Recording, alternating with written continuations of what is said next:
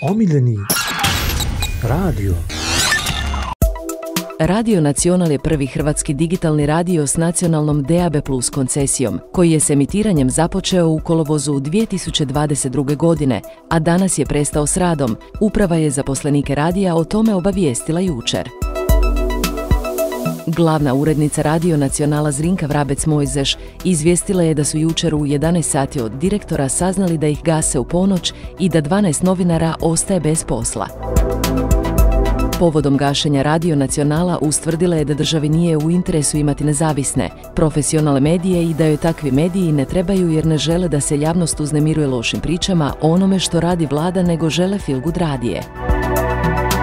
Mnogi slušatelji su ostali zatečeni ovom iznenadnom promjenom u radijskom prostoru Hrvatske. Isto tako kao i mi, omiljeni radio, putem koga ste mogli slušati Radio Nacional iz Zagreba.